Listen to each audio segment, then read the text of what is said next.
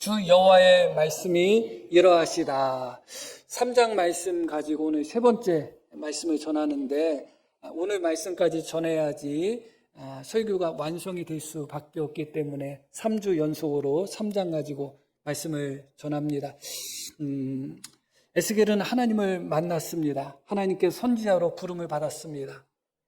하나님께서 에스겔을 파수꾼으로 부르셨고 패역한 백성들에게 가서 말씀을 전하라고 하셨죠. 그들이 듣던지 듣지 않던지 하나님의 말씀을 전하라는 사명을 에스겔에게 주셨습니다. 그런 후에 하나님의 성령이 에스겔을 들어서 그가 말씀을 선포하고 외쳐야 되는 곳으로 하나님의 성령이 에스겔을 옮겨 놓으셨습니다. 데라의 비비라는 곳이죠. 그런데 그곳에 도착해서 에스겔은 일주일 동안 그 자리에 그대로 주저앉아서 침묵하는 시간을 가졌습니다. 그의 영혼이 놀라고 또 그의 영혼이 황폐했다. 그렇게 말씀이 나옵니다. 지난주에 드렸던 말씀이죠. 하나님께 사명을 받고 성령에 이끌려서 사명을 감당해야 되는 현장에 도착했지만 정작 에스겔은 그곳에서 하나님의 말씀을 외치지 못했습니다. 그대로 주저앉아서 낙심한 심령 속에서 혹은 마음의 이런저런 고민과 고통 속에서 황폐함 속에서 일주일 동안 침묵하고 있었습니다. 그렇게 일주일 동안 그대로 주저앉아 있었던 외치지 못했던 에스겔을 향하여 하나님이 임하셔서 그에게 다시 한번 사명을 새롭게 하시는데 그때 주신 말씀이 어떤 말씀인가? 유명한 말씀이에요. 파수꾼의 말씀이에요. 에스겔서에는 파수꾼에 관한 말씀이 2번 주어집니다. 하나님은 에스겔에게 3장에 너는 파수꾼이야. 내가 외치지 않으면, 내가 경고하지 않으면, 내가 깨우쳐 주지 않으면 그 핏값을 너에게 찾을 수밖에 없다. 그렇게 말씀하셨고 33장에 가서도 또 한 번 에스겔에게 너는 파수꾼이야 하시는 장면이 또 한 번 나옵니다. 그렇게 하나님은 에스겔에게 파수꾼의 사명을 다시 한번 새롭게 하신 후에 에스겔을 들로 나오라고 말씀하시죠. 에스겔이 들로 갔더니 너무나 놀라운 일이 벌어졌어요. 그 들에 하나님의 영광이 이미 임재해 있었는데 어떤 말씀으로 나와요? 하나님의 영광이 그곳에 서 있었다. 우리 성경에는 머물러 있었다가 그 단어의 뜻이 서 있었다는 것입니다. 하나님은 보좌에 앉아서 통치하시고 지배하시는 분이시지 보좌에 내려오셔서 들판에 서시는 분이 아닙니다. 그런데 너무나 놀랍게도 낙심과 좌절과 영혼의 황폐함 속에서 사역을 감당하지 않고 못하고 그 자리에 주저앉아 있었던 에스겔을 다시 일으켜 세우기 위해서 에스겔에게 다시 사명을 새롭게 하고 그를 붙들어 주시기 위해서 하나님께서 보좌에서 내려오셔서 들판에 서 계셨다. 에스겔이 도착했더니 하나님의 영광이 이미 거기서 서서 기다리고 있었다는 거예요. 일반적으로 하나님의 임재는 어떤 사람에게 임하실 때 그 사람이 먼저 등장하고 그 다음에 하나님이 임재하시는 거예요. 하나님이 먼저 기다리시는 경우는 없어요. 그런데 너무나 놀라운 것이죠. 에스겔이 들판에 갔더니 하나님의 영광이 보좌에서 내려와 들판에 서 있는 것도 놀랍지만 하나님이 에스겔을 기다리고 있는 거예요. 이미 그곳에 하나님의 영광이 서서 에스겔이 오기를 기다리고 있었다. 그겁니다.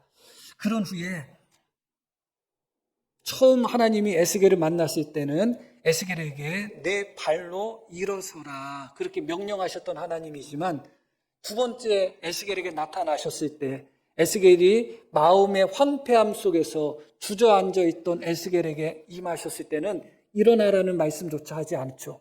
그런 말씀조차 없음에도 불구하고 하나님의 성령께서 에스겔의 발에 힘을 주어서 에스겔을 일으키시는 장면이 나옵니다. 사실 지난주에 언급하지는 않았지만 이 말씀 속에서 아버지 하나님의 역사와 하나님 성령의 역사가 동시에 나타나고 있어요. 하나님의 손이 에스겔에게 임했다고 합니다. 그 임하신 손은 에스겔을 붙들어주기 위함이에요. 하나님의 손은 에스겔을 붙들어주고 있고 하나님의 영 성령께서는 에스겔의 발에 힘을 주어서 에스겔이 서도록 한 거예요. 그래서 에스겔을 세우기 위해서 다시 사명의 현장으로 에스겔을 보내기 위해서 아버지 하나님과 성령 하나님이 동시에 역사하신 것입니다. 이런 기록도 성경에는 많이 나오지 않아요. 너무나 놀라운 은혜들이 계속해서 넘치고 넘쳤습니다. 그렇게 에스겔이 이제 주저앉아 있던 그 자리에서 하나님의 성령의 능력과 은혜 가운데 다시 한번 서게 됩니다. 그런 후에 오늘 말씀이 이어지는 겁니다. 24절 보겠습니다. 주의 영이 내게 임하사 나를 일으켜 내 발로 세우시고 내게 말씀하여 이르시되, 이렇게 말씀이 이어지죠. 주님의 영이 내게 임하사 나를 일으켰다. 그리고 내 발로 세우셨다. 그러고서 하나님의 말씀이 이어지는데 어떻게 이어지는가? 함께 읽을까요? 너는 가서 내 집에 들어가 문을 닫으라. 제가 귀가 어두워서 못 들은 거죠? 다시 함께 읽겠습니다. 너는 가서 내 집에 들어가 문을 닫으라. 함께 읽자는 말 안 할 것 같아가지고 신경도 안 쓰고 가만히 있다가 함께 읽자고 하니까 어디 읽어야 되나 그렇게 생각을 하신 거죠. 너는 가서 내 집에 들어가 문을 닫으라. 너무나 우리의 생각과 다른 말씀을 내린 거예요. 그렇죠? 에스겔아, 이제 내가 다시 한번 새로운 능력과 힘을 얻었으니 너는 가서 백성들에게 외쳐라. 그래야지 정서가 아니겠어요? 그런데 하나님이 주저앉아 있었던 에스겔, 외치지 못하고 선포하지 못하고 영혼의 황폐함 속에서 그저 일주일 동안 주저앉아서 침묵하고 있던 에스겔을 찾아오셔서 보좌에서 직접 내려오셔서 그를 맞이하시고 그에게 다시 한번 새로운 은혜와 힘을 주시고 에스겔을 다시 일으켜 세우신 후에 그때 하신 하나님의 말씀이 너는 집에 들어가서 문을 잠그고 집에 있으라는 거예요. 너무 이해가 안 가요. 너는 가서 그 패역한 족속들에게 외쳐라. 너는 가서 그들이 듣든지 듣지 않든지 낙심하지 말고 좌절하지 말고 두려워하지 말고 가서 나의 말을 선포하라. 그렇게 말씀하셔야 될 것 같은데 그렇게 말씀하지 않고 너는 가서 내 집에 들어가 문을 닫아라. 그렇게 말씀하고 있어요.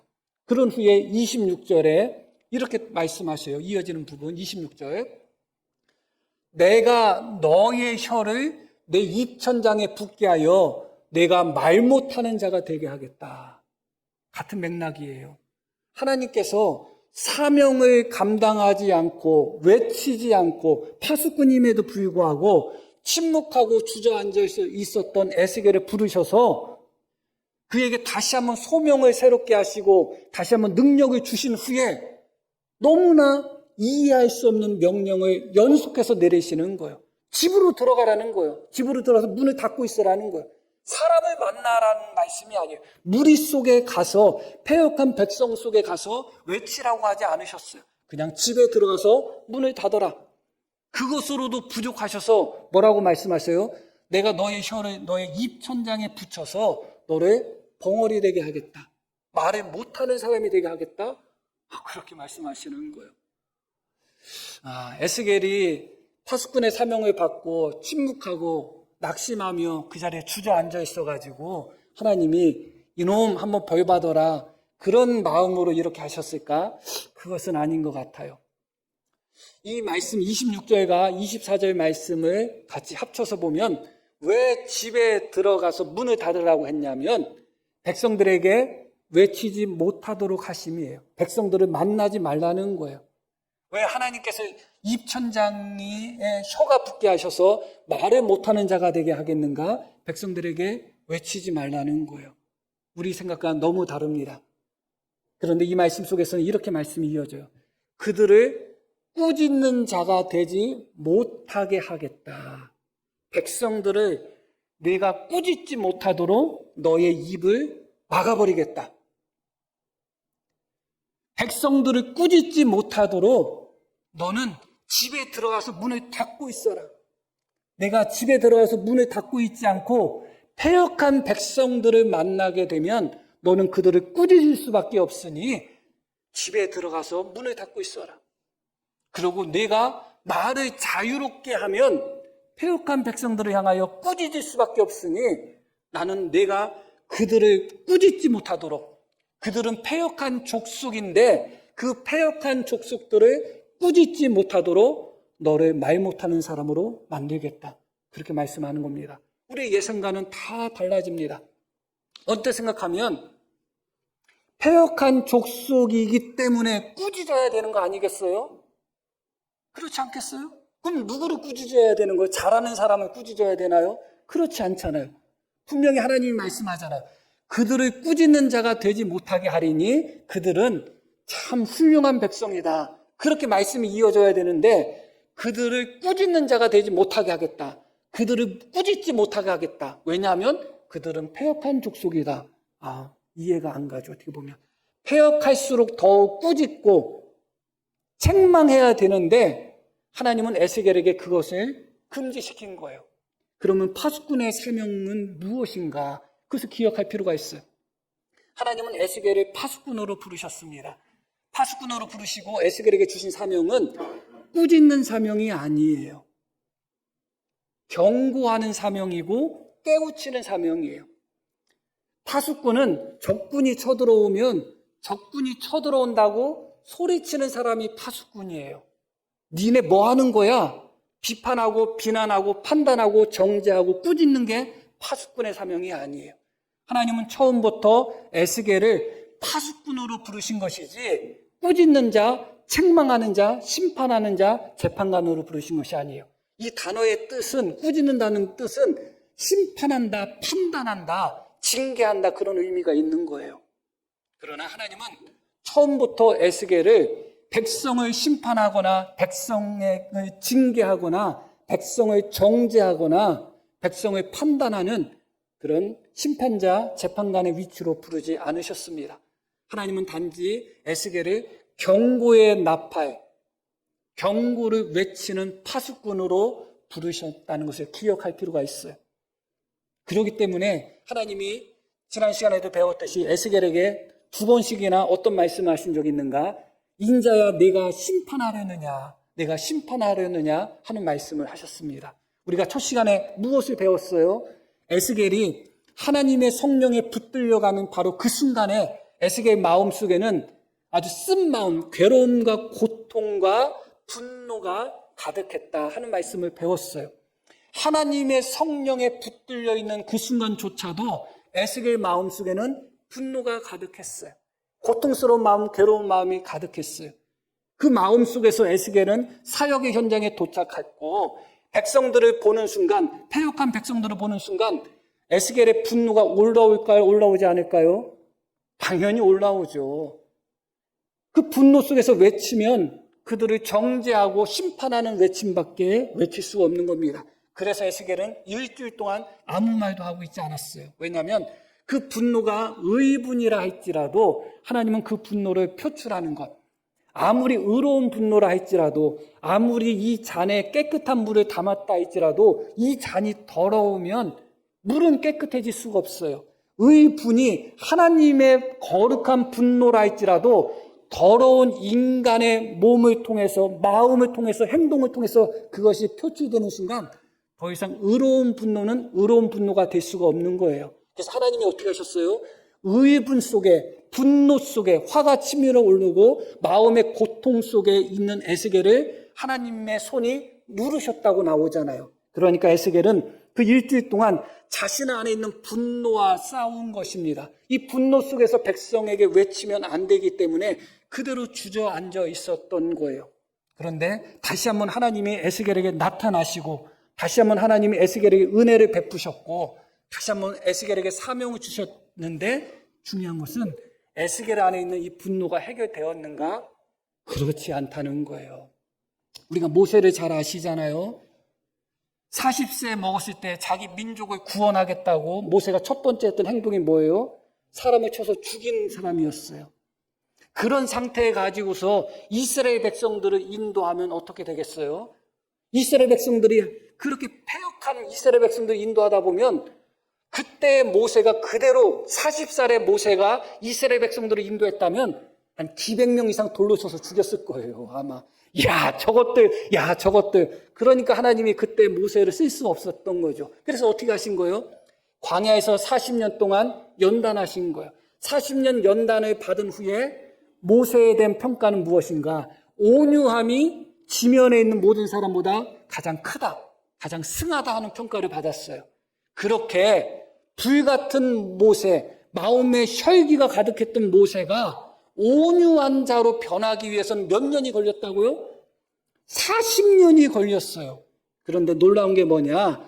40년이 걸린 후에 온유함이 모든 사람보다 승하다고 평가됐던 그 모세가 하나님의 돌판을 집어던지고 반석을 명하라고 하셨는데 반석을 향하여 2번 돌로 치면서 이 패역한 것들아 그렇게 외쳤단 말이에요. 무엇을 말해주고 있나요? 이미 우리가 성화에 대해서 배우셨죠? 성화는 이 땅에서 완성되지 않아요? 완성되지 않는다는 것을 기억하셔야 돼요. 한 번 은혜 받았다고 해서 우리 마음속에는 쓴뿌리가 뽑히냐? 안 뽑혀요. 절대 안 뽑혀. 한 번 은혜 받았다고 해서 우리가 확실히 변화될 것 같아요? 간혹가다 그런 분도 있지만 여전히 우리 마음속에는 못된 마음, 못된 생각, 못된 성향이 남아있을 때가 많아요. 2번, 3번 은혜 받으면 괜찮아질 것 같지만 그렇지 않아요. 목사도 설교하다 보면 여러 번 속는 게 그거예요. 평소에 신앙생활 잘못하던 성도님이 어느 순간 엄청 은혜 받는 거예요. 이야, 저 성도 저렇게 은혜 받았으니 이제 변화되겠다. 한 달을 못 가. 한 달을 못 가. 그게 바로 성화의 신비예요. 우리는 은혜의 환상에 빠져 살 때가 있어요. 내가 은혜 받으면 한순간에 변화되고 한순간에 새 사람이 되어서 내 안에 있는 모든 쓴뿌리들이 깨끗이 뽑힐 거라고 생각하는 거예요. 그렇지 않습니다. 이미 우리가 엘리야에 대해서도 배웠잖아요. 엘리야가 호렙산에서 하나님을 만난 후에 변화됐다고 말씀드렸어요? 안 됐다고 말씀드렸어요? 변화되지 않았어요. 호렙산에 도착했을 때 하나님이 엘리야에게 질문을 하고 엘리야가 대답을 합니다. 그런 후에 하나님의 불같은 능력, 지진 같은 능력, 하나님의 세미한 음성을 들은 후에 하나님이 세미한 음성 가운데 엘리야에게 또다시 질문을 하죠. 그러면 변화되었다면 대답이 바뀌어야 돼요? 안 바뀌어야 돼요? 바뀌어야 되는데 엘리야는 바뀌었어요? 안 바뀌었어요? 안 바뀌었어요. 하나님의 선지자 엘리야조차도 호렙산에서 하나님을 만나고 나서도 변하지 않았다니까요. 부흥회하고 나면 사람들 다 변합니다. 언제까지 변해요? 문 열고 나가는 순간까지만 변하는 거예요. 왜 밀어? 그때까지만 딱 변하는 거예요. 운전하면서 그 은혜 받았던 게 아이고 거기까지 딱 거기까지만 은혜 받고 거기까지만 변하는 거예요. 에스겔이 비록 쓴마음과 분노 가운데 좌절하고 주저앉아 있었고 그런 에스겔을 하나님이 다시 한번 찾아오셔가지고 그에게 사명을 새롭게 하시고 다시 은혜를 주셨지만 그의 안에 있는 분노, 그의 안에 있는 쓴마음이 깨끗이 해결됐다? 그렇지 않은 거예요. 여전히 그의 안에 심판하고자 하는 마음, 책망하고자 하는 마음, 정죄하고자 하는 마음이 있는 거예요. 그래서 하나님이 어떻게 한 거예요?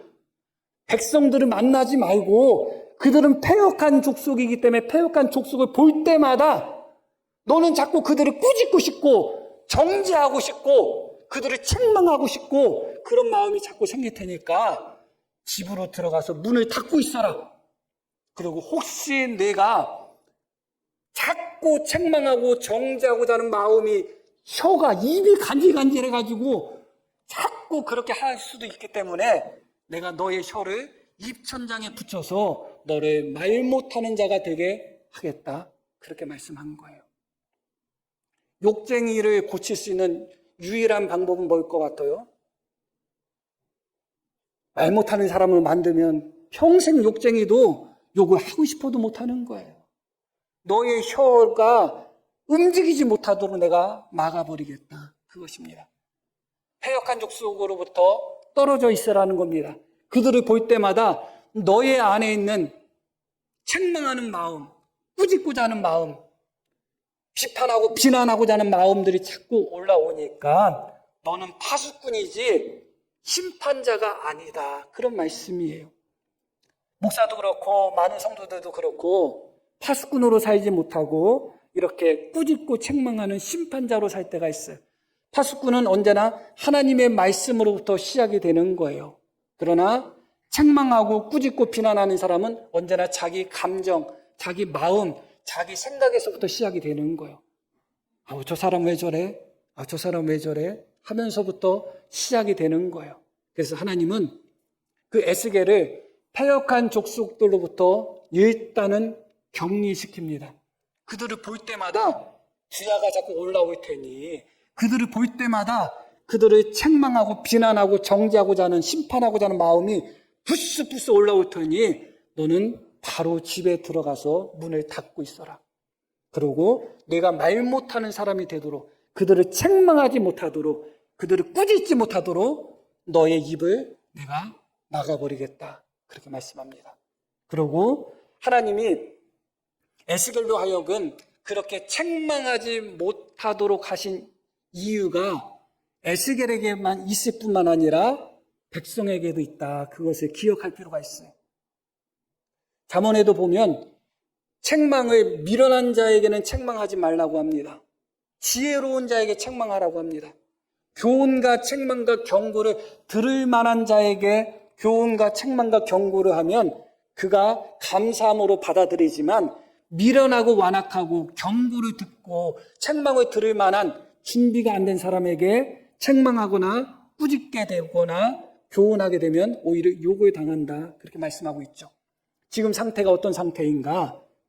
백성들이 선지자가 꾸짖어도 아멘 할 수 있는 상태가 아니라는 거예요. 패역한 족속이라는 거예요. 예전에는 목사님들이 성도님들 많이 혼내켰죠? 그때는 성도들의 심령이 목사가 성도를 혼내켜도 아멘 할 때였어요. 그러나 지금은 그렇지 않아요.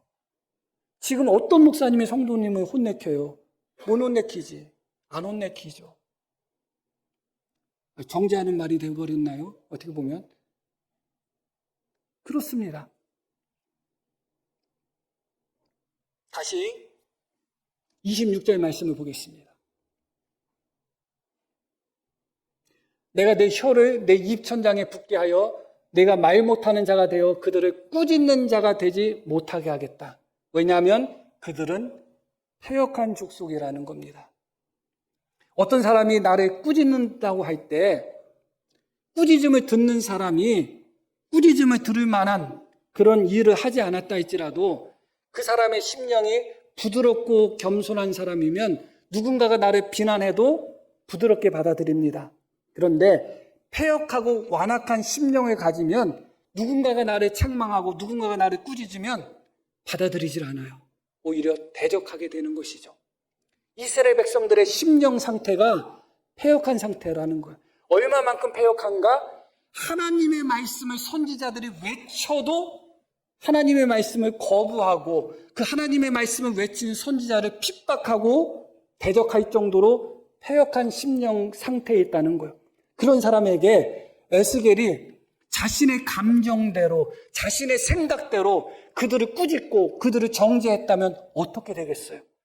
하나님의 말씀 그대로 전해도 그 하나님의 말씀을 거부하고 받아들이지 않을 정도의 패역하고 완악한 심령을 갖고 있는 그들에게 에스겔이 자기 분노로, 자기 감정으로, 자기 생각으로 그들을 책망하고 꾸짖었다면 이스라엘 백성들이 아멘 할까요?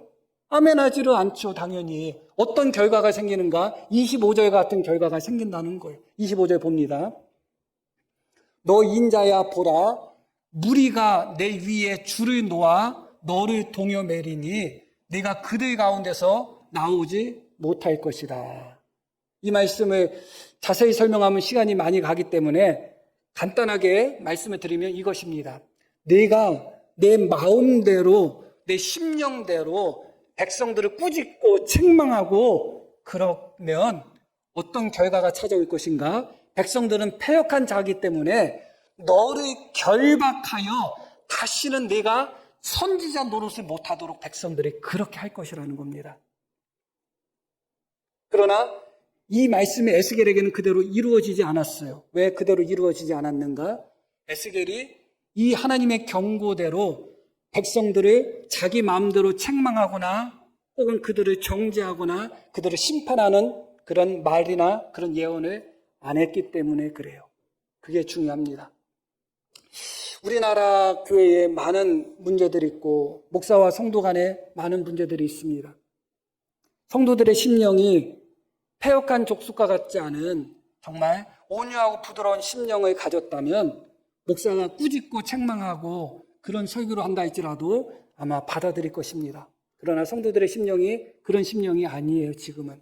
그런 상태에서 목사가 비록 성도들의 마음과 심령이 온유하고 부드러운 심령이 아니라 할지라도 사사롭게 감정적으로 개인적으로 성도를 책망하고 비난하는 설교를 하지 않고 말씀을 그대로 정직하게 설교를 한다면 성도들의 심령이 부드러운 심령이 아니라 할지라도 어떻게 할 수는 없을 거예요. 왜냐하면 말씀 그대로 정직하게 전하는데 뭐라고 할 수 있겠어요? 그런데 문제는 성도들의 심령도 부드러운 심령이 아닌 상태에서 목사의 설교도 하나님의 말씀을 정직하게 전하는 설교가 아니라 자기 감정에 의해서, 자기 분노에 의해서, 자기 생각에 의해서 전하는 그런 설교를 하다 보니까 전하는 사람이나 듣는 사람이나 부딪힐 수밖에 없는 거예요. 우리 노예 한 교회에 이제 뭐 문제 있었던 교회는 많은데 이제 교인들과 그 목사님과의 갈등 속에서 이제 목사님이 이제 떠나게 되었어요. 작년 12월 말일로 이제 떠나기로 했습니다. 그러고 나서 노예가 있고 또 이사하는 저기가 있기 때문에 한 몇 주 정도의 시간이 있었죠. 그러면 이제 2주, 3주 있으면 그 목사님이 이제 떠나시게 되면 작년 12월 말까지 내가 사임하겠습니다 했더라도 교회가 비니까 이사하기까지 2주, 3주까지는 예배를 인도하셔야 되겠어요? 안 하셔야 되겠어요? 하셔야 되겠죠. 그런데 그 위에 성도들로부터 당회장 되는 목사님한테 전화가 온 거예요. 응? 못 듣겠다고. 2주, 3주만 있으면 이사 가시는데 2주, 3주 그거 못 기다리세요? 한 주간도 못 듣겠다고. 우리 생각하고 너무 다르죠. 한 2주, 3주만 있으면 지금까지 들었는데 그러면서 그 목사님이 설교하는데 어떻게 하면 성도들이 그럴 수 있는지 성도들이 무섭고 권사들이 무섭고 사람이 무섭고 막 하면서 그런 설교만 하고 있다는 거예요. 그러니까 목사님이 2주, 3주 안에 이사 갈 것인데 2주, 3주도 못 기다리겠다는 거예요. 그러나 만약에 그 목사님이 떠나는 시점이 되었다 할지라도 자기 감정이 아니라 자기 생각이 아니라 자기 분노가 아니라 말씀을 말씀 그대로 전했다면 아무리 성도들이 완악하다고 할지라도 한 주간도 더 못 듣겠다는 소리를 했을까요? 그러지는 않았지 않겠어요?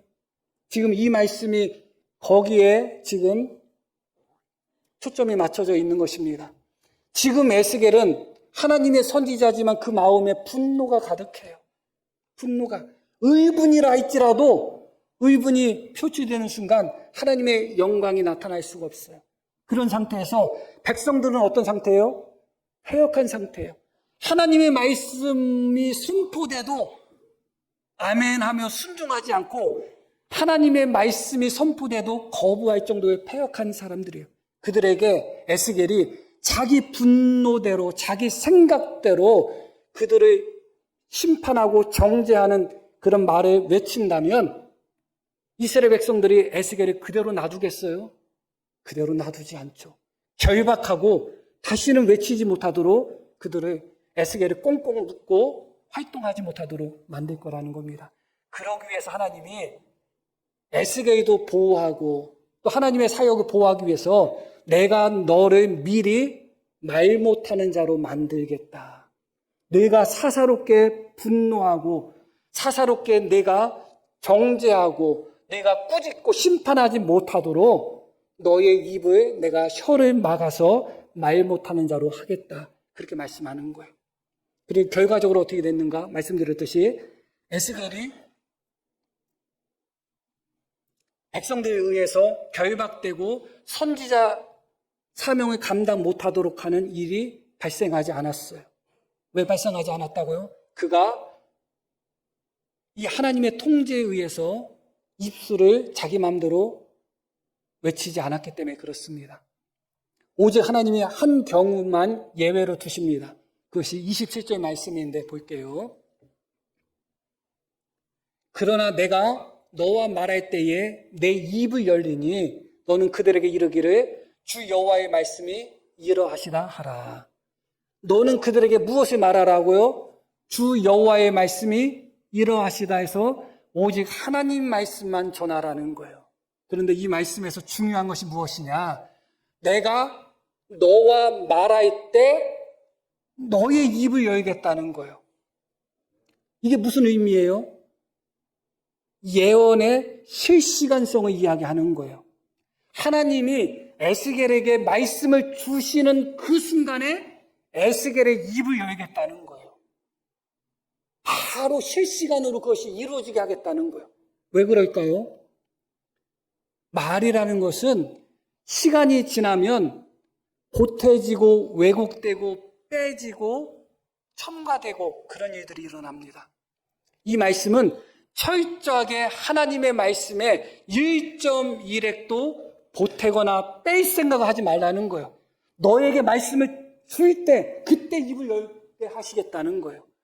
어떤 사람이 통역을 하는데 두 사람 사이에서 통역을 하면 한 사람이 말을 하면 한 1시간 있다가 이거 통역하면 되겠어요? 안 되겠어요? 아니죠. 바로 통역을 해야 되듯이 그러면 통역이 정확하게 될 수가 있어요. 그런데 우리가 누군가와 전화를 하거나 누군가와 이야기를 했어도 하루 이틀만 지나도 하루 이틀이 뭐예요? 시간이 별로 안 지났어도 무슨 통화했지? 뭐라고 얘기했지? 헷갈릴 때가 너무 많아요. 다시 말씀드리면 이 말씀은 하나님의 말씀을 철저하게 그 어떤 것도 섞어서는 안 된다는 거예요. 하나님의 말씀을 어떻게든지 가공하거나 빼거나 더해서는 안 된다는 거예요. 내가 너에게 말씀을 주는 그 순간 바로 그때 너의 입을 열어서 내가 너에게 주는 말이 하나도 오염되지 않고 내가 너에게 주는 말이 그대로 선포되도록 하겠다는 것입니다. 그것이 바로 주 여호와의 말씀이 이러하시다 하라 그 말씀이에요. 하나님의 말씀은 예리한 검입니다. 하나님의 말씀은 생명력이 있습니다. 아무것도 없는 만물을 창조하신 것이 하나님의 말씀이에요. 그러면 우리가 하나님의 말씀에 무엇을 더해야 될까요? 더해서는 안 돼요. 설교자, 목회자가 빠지는 함정이 그거예요. 하나님의 말씀을 어떻게든지 잘 듣게 하겠다고 하나님의 말씀을 지나치게 가공을 해버려요. 그래서는 안 돼요. 말씀이 말씀 그대로 나의 것으로 선포될 때 살리는 역사가 나타나고 회개하는 역사가 나타나고 변화되는 역사가 나타나지 그 말씀을 인간적인 생각으로 자꾸 가공하고 부드럽게 만들고 새롭게 만들고 어떻게 하면 성도들이 듣기 좋은 소리로 그 말씀을 전할까 하며 말씀을 자꾸 다듬으면 다듬을수록 말씀의 검이 무뎌질 수밖에 없어요. 하나님의 말씀은 그 말씀 자체가 예리한 검이에요. 그런데 많은 목회자들이 저도 거기에 포함될 수도 있겠지만 예리한 검을 갈아내요. 뭘 갈아내? 나를 갈아, 나를. 날이 더 예리하도록 가는 것이 아니라 더 무뎌지도록, 더 부드러워지도록. 어떻게 하면 하나님의 말씀을 더 부드럽게 전할까? 어떻게 하면 오해받지 않도록 전할까? 어떻게 하면 상처받지 않도록 전할까? 어떻게 하면 성도들이 시험 안 들도록 전할까? 그렇게 생각하며 날카로운 하나님의 말씀을 무디게 만들어서 말씀을 전하는 거예요. 어떻게 될까요? 그 어떤 영혼도 변화되지 않고 그 어떤 영혼도 새로워지지 않는 거예요. 하나님의 말씀 혼과 영과 관절과 골수를 찔러 쪼개야 되는데 너무 부드러워져 있어요. 너무 매끈해져 있는 거예요. 우리 예수님이 하신 말씀을 기억하셔야 돼요. 바리새인들이 예수님과 논쟁한 후에 그들이 돌아간 후에 제자들이 예수님께 뭐라고 말씀하셨는가? 바리새인들이 예수님 말씀을 듣고 실족했습니다. 그런 말을 해요. 주님이 하신 말씀이 무엇인가? 내 아버지가 심지 않은 것마다 뽑힐 것이다. 그게 주님의 말씀이에요. 영생의 말씀이 주께 있으니 우리가 누구에게 가겠습니까? 베드로의 고백. 그 말씀의 배경이 어떻게 돼요? 예수님께서 하나님의 말씀을 선포하시니까 수많은 사람들이 아이고 이 말씀은 너무 어려워. 이 말씀 누가 들을 수 있어? 이 말씀은 아무도 못 들어 하고 오히려 예수님을 다 떠나버렸어요. 그때 주님이 하신 말씀이 무엇인가? 너희도 가겠느냐 그거예요. 너희도 가겠느냐? 아이고, 내가 말씀을 너무 강하게 전했나? 아이고, 내가 말씀을 너무 상처받게 전했나? 아이고, 내가 말씀을 너무 어렵게 전했나? 그게 아니에요. 말씀은 가장 정직하게 전할 때 하나님의 능력이 나타나는 것이고, 그 말씀에 자꾸 인간적인 생각을 첨가하고 그 말씀을 자꾸 꾸미면 꾸밀수록 하나님의 말씀의 능력은 상실될 수밖에 없는 거예요. 오늘 이 말씀의 결론적인 말씀이 무엇인가? 27절 마지막 부분 봅니다. 들을 자는 들을 것이고 듣기 싫은 자는 듣지 아니할 것이다. 이게 이 말씀의 결론이에요. 너는 어떻게 하라고요? 내가 너에게 말을 주는 그 순간 바로 그때 선포하라는 거예요.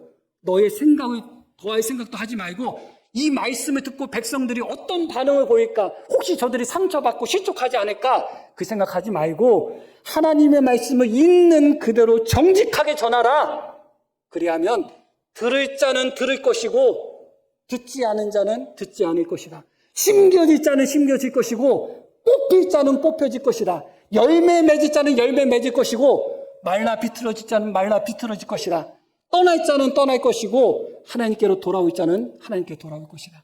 그 모든 것은 결국은 설교자의 책임이 아니에요. 설교자가 말씀을 정직하게 전했다면 설교자의 책임이 아니에요. 설교자가 말씀을 왜곡하고 설교자가 자기의 생각대로 말씀을 전하고 설교자가 말씀을 꾸몄다면 설교자의 책임이지만 말씀을 있는 그대로 전했다면 그 다음부터는 하나님의 몫이고 듣는 사람의 몫이에요. 설교자는 언제나 하나님의 말씀을 가장 정직하게, 가장 순수하게 말씀 그대로의 예리함을 가지고 전할 사명이 있는 것입니다. 설교자의 사명은 거기까지고 성도들은 그 다음부터 성도들의 몫이에요. 그 말씀을 듣고 듣던지 그 말씀을 듣고 듣지 않던지 그리고 그들이 변화되던지 변화되지 않던지 그것은 하나님의 몫인 것입니다. 너무나 안타까운 것이 하나님의 말씀들이 지금 너무 부드럽게 가공된 시대에 살고 있고 너무나 성도들이 그 부드럽게 가공된 말씀에 익숙해져 있다 보니까 살아계신 하나님의 말씀이 점점 실종되고 하나님의 능력이 점점 약화되는 시대에 살고 있습니다. 평생 목사로서 하나님의 말씀을 저는 정직하게 전할 사명이 있습니다. 그리고 성도님들은 어떤 말씀이 선포되든 들을 자는 들을 것이고 듣지 않을 자는 듣지 않을 것입니다. 그것은 성도님들의 몫입니다. 다만 하나님께서 우리 교회 모든 성도님들에게 넘치는 은혜를 주셔가지고 언제나 하나님의 말씀에 뽑히는 것이 아니라 하나님의 말씀으로 더욱 믿음이 든든히 서가는 은혜가 넘치기를 소망합니다. 우리 들으신 말씀 기억하며 함께 기도하시겠습니다.